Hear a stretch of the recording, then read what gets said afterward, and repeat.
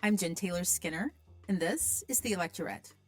What if nearly half the content you see online wasn't created by people at all, but by malicious actors, or bots even, that were designed to manipulate how you think, how you vote, even how you see yourself? My guest today is Esosa Osa, the founder and CEO of Onyx Impact, a nonprofit that uses data, storytelling, and AI tools to fight digital disinformation and build safer online spaces for Black communities. In our conversation, we talk about the alarming rise of political disinformation, especially the kind that targets Black voters, and how it's been supercharged by AI. Esosa talks about the inspiration behind her team's new tool, the Digital Green Book. It's kind of a modern day guide for navigating the internet safely, and it's built to empower Black users with culturally relevant and community centered information. We also talk about how AI is being weaponized to rewrite reality, how bad actors are profiting off our data, and why teaching our kids digital skepticism is one of the most powerful forms of resistance. So, here is my conversation with Esosa Osa. Esosa Osa, thank you for joining me. I'm happy to be here. So the last time we had a conversation, I think it was sometime during the 2024 election cycle, but it was before Kamala Harris took the nomination, the top spot on the ticket. And I remember when we had that conversation, you said something to me that I thought was profound, and I never forgot that. You said that the cost of producing disinformation was getting cheaper and cheaper, and that was happening specifically due to AI, artificial intelligence. And that just stuck with me because what that means is that the people who produce disinformation, it's getting cheaper for them to produce it. So they're more prolific and it's more problematic, specifically for the Black community. And I'm just curious as to what you saw heading up to the 2024 election as we got closer. Did the disinformation that was targeting Black Americans, did it get worse? So I think that we absolutely saw more disinformation, misleading content being pushed towards all voters, including Black voters. And one of the reasons that this is so difficult to fight right now is that there's just so much content. We launched the Digital Green Book as a way to help people understand, to sort through, to navigate through what social media manipulation looks like, what online harm looks like for Black communities. And so we absolutely did see more misleading content heading into the election. And that's why I think we need tools like the Digital Green Book to push back on it right now. Yeah, I want to ask you about the digital green book, but I want to ask you specifically about the disinformation between what's meant to target Black Americans and what's meant to target Americans generally or voters generally. How do they differ? So I would say that one, that's a great question. I'd say that when you're looking at the content that we see heading into an election to different demographic groups, we often see Black voters pushed content meant to dissuade, meant to make them feel as if there's no point in voting. So I would say that the emotion that is being leveraged there is both kind of anger and disappointment, where I would say with other communities, you see a different kind of anger being leveraged and pushed with the misleading information that they receive, right? That is trying to push them to vote with misleading information as well. Right. And this is all anecdotal, but during the election cycle for me, I noticed that there were a couple of flavors. There were some classics, specifically about Kamala Harris, like Kamala Harris has locked up thousands of Black men for marijuana charges, or that she slept her way to the top. Those are the classics, right? But one thing I noticed was that I started noticing non-Black people repeat the disinformation that was presumably intended to target Black voters.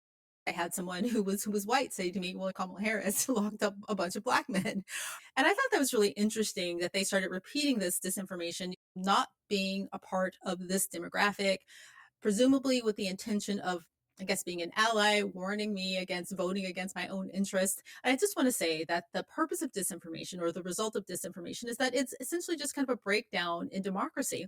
And if you are in the business of persuading Black voters not to vote, which is an act that's against their own interest, then you're not really helping. And I don't know if you have any comments about that, about how it's jumped from targeting the Black community and how it's being picked up by other groups.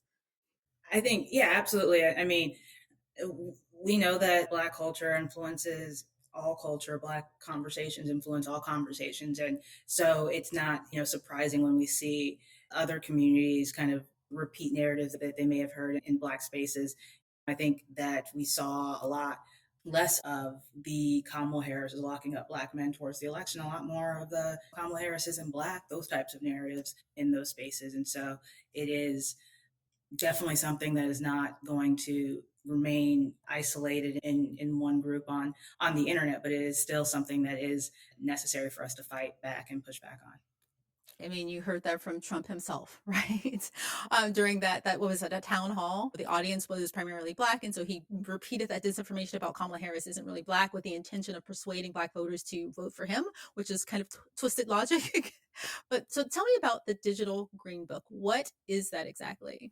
Absolutely. So at Onyx Impact, we believe that Black folks deserve to be safe, to feel secure, and to find like real online community in the broader digital world. Unfortunately, we're uh, right now, we fundamentally feel like we are in an information war, right? We're losing an information war. It is affecting Black communities. It is being fueled by billionaires who are creating incredibly unsafe spaces for us and profiting off of those spaces. And so the Digital Green Book is fundamentally a way to navigate those digital harms, right? We want to pay homage to the original Negro Motorist Green Book that was meant to help Black folks find safe spaces. And with this digital Green Book, we want to help Black folks find safe communities online. We want to help Black folks navigate the multiple types of manipulation we see, and we want to help Black folks understand and find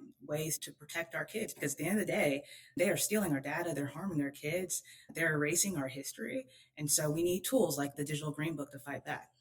And in case people don't know what the original Green Book was, it was a book to help Black people pre civil rights, the original Green Book, but it was to help Black people who were traveling avoid sundown towns, places across the South and across America generally that were kind of unsafe for them, right? Absolutely, yeah. 1936 to 1966, Victor Green did just such amazing, incredible work that was rooted in finding safe spaces for Black folks. And this is also necessary today in the digital world.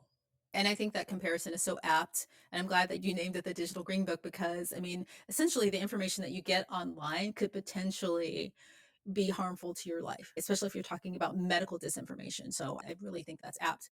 Does the Digital Green Book use the same API as tools like ChatGPT, which I think is the Open AI API? Is that correct? Or Yes, that is correct. The digital agreement doesn't just provide resources to help us spot manipulation, to help us protect our kids, and to uplift our culture. There's also a tool to help fact check, to make it easier. Instead of having to go to a bunch of fact checking websites, right? You can ask a tool that we have called Aisha, any question that you've seen online, any type of conspiracy that you want, and see what aspects may or may not be true. That does use AI components. We started from a slimmed down skeleton base, right? And then we infused this prompt with Black news, Black culture, Black background, because you don't want to go ask the internet what it means to be Black. Right? So, we wanted to make sure that the sources it looked at first were from Black news and journalists, and the information that it had was going to help cater to a Black audience. And so it's an amazing tool. We're very proud of it. You can absolutely go and check it out on digitalgreenbook.org. yeah. So the sources behind the Digital Green Book are different from what you'd find behind other tools, right? They're, like you said, they're coming from Black sources of content and Black news sources, right? They're coming from there is a lot of Black news and Black sources in the AI tools prompts. And so when it's looking for the answer to your question, right, it's going to be looking for either those sources or sources similar to those types of sources. So sources that it considers to be credible based off the information you're looking for. And people should try it because I tried it. I put that classic question about Kamala Harris into both ChatGPT and in the Digital Green Book. Did Kamala Harris lock up thousands of Black men for marijuana charges? And the answer was different, right? It's sped out more context, more nuance in the Digital Green Book than I would get on ChatGPT. So I just want to say that So as a shout out. you prefer our Black Chat GPT? Yeah, yeah, it's very good. How do you envision the flow, the user flow. So someone is confronted with something that they suspect is disinformation on Blue Sky or Threads, right? And they go to the digital green book to check it. Or how do you envision that flow happening? Yeah, I think there are two main ways. One, you do exactly what you just said. You come across information that you're not sure is whether it's correct, or that you want to know more about, whether it be uh, did Kamala Harris lock up X number of people, or whether it be what are going to be the impacts of these cuts in the education department on Black folks. You can go to digitalgreenbook.org, type that question in, and hopefully get the context that you need. I think the other aspect we love for folks to use is the resources section, right? If you are looking at trying to find tips and information on how to fight back, I'll ask you a question. If you heard that nearly half of the comments and the news headlines on social media and online traffic were generated by bad bots, would that change how you view online conversations? I think that statistic is a really good indication of how we are being manipulated into uh, believing inauthentic conversations may actually be the reality. Right. Is that a real stat? So half, like 50% of the information we consume in social media spaces and online is from bots or from bad sources? So it's 42% is Okay. the statistic from Imperva, which is a company that is dedicated to researching kind of online activities. And so 42% is are bad bots, malicious bots, if you will. And they are in comment sections, they're responding to comments, right? They are creating alternative headlines for folks to see. And so it is really, again, it is really harmful when you think about the types of conversations they're more likely to engage in. And I think this is also such a big issue for our kids, like what type of information are our kids seeing online.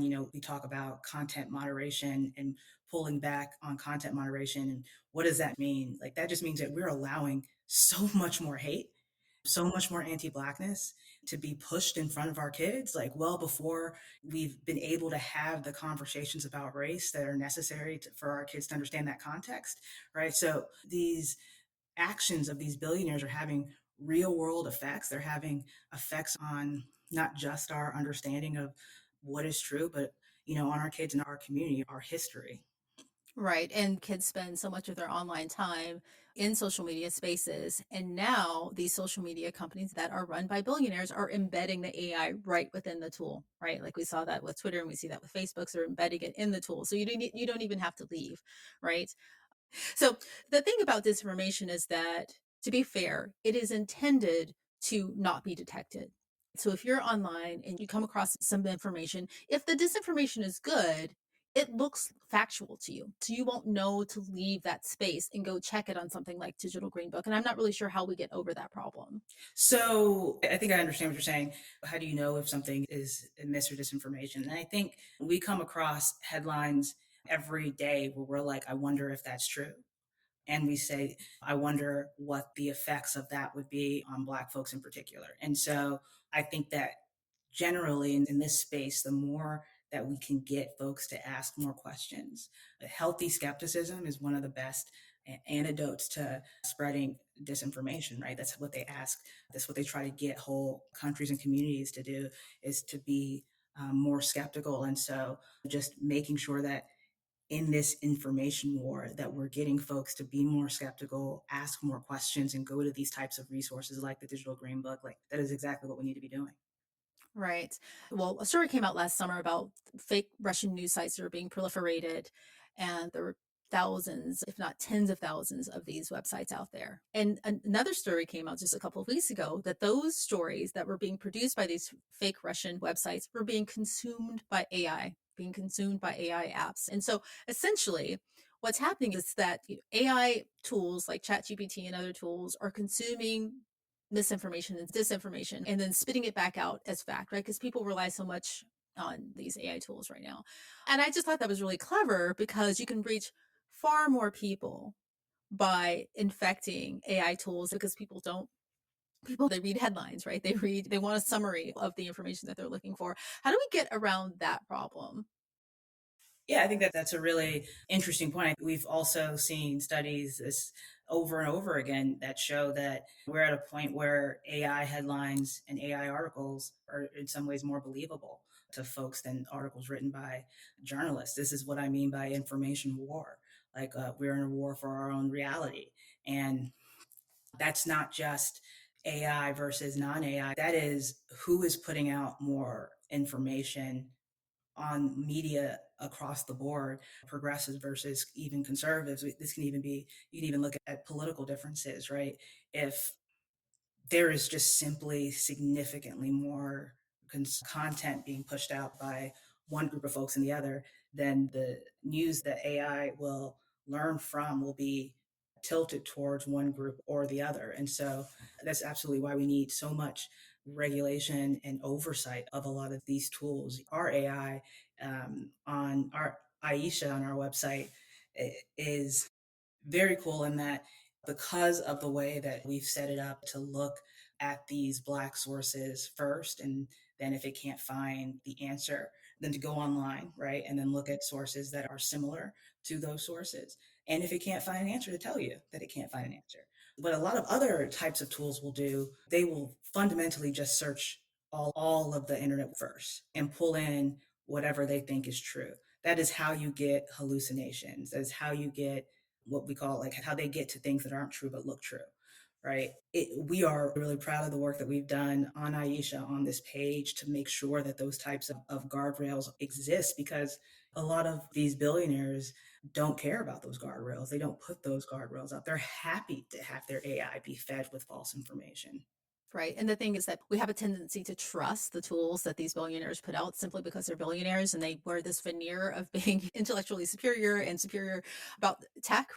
But what's the difference between Aisha and Digital Green Book? How do they differ? Are they two different tools or? They're all on digitalgreenbook.org, Okay. right? Whatever page you go on, you'll see an option to ask a question, right? Whenever you ask that question, you'll be talking with our tool. And so that's, again, we want to make this as easy for folks to use as possible. And if folks don't do anything else, right, we'd love for them to go to digitalgreenbook.org, learn one new fact and be able to spread that fact and educate their community, because I think like we got, right? Let's learn how to protect our data. Let's learn how to protect our kids and our culture. We should all be taking control of our data away from these billionaires and these companies that are becoming the richest folks in the world off of our data, right? If the average person's data is worth something like $200 to $400 a year, multiply that by however many apps you have on your phone, right? That's what you're giving away for free. And in many instances, paying for subscriptions for folks to have access to your data, right? It's another part of this information war. And it's another reason why we need the tools like the Digital Green Book to put a spotlight on these things and give us the resources to be able to navigate around it. Wow. I never thought about it that way. So when I'm paying for an app, just to get rid of the ads, I'm actually paying to have a bit of privacy, right? Actually, technically, you're paying to not be shown the ads, which is not the same thing as not giving them your data. You still have to turn off your data sharing options. So we are paying them over and over again to use our data. There's no need for it. Again, there's quick steps to turn all of that stuff off on digitalgreenbook.org. But I don't know about you, but I did not wake up. I don't wake up every morning trying to figure out how I can make billionaires richer. Right. So Yeah. you might as well take back control of this stuff. Right. I love that. So what you just said, I think the thing that's concerning for me is that this sounds bigger than any individual can probably take hold of. We can't rely on every single person in the country who is a target of disinformation to go to Digital Green Book or to fact check. So it sounds like somewhere down the road, and I appreciate everything that you're doing. I mean, I think this is a step that we haven't seen our legislators take, right? You don't think we're going to get every single person? I have faith, but I trust that you will eventually, but maybe we don't have that much time, right? I mean, to be honest, we need legislators, right? We need to legislate the controls of disinformation, right? And I know some other countries have done that. And I know we had a bill, I think, at some point on the floor and Republicans blocked it. I wonder why they would do that. But what kind of legislation would help control this disinformation and the risks and harms that we have with AI?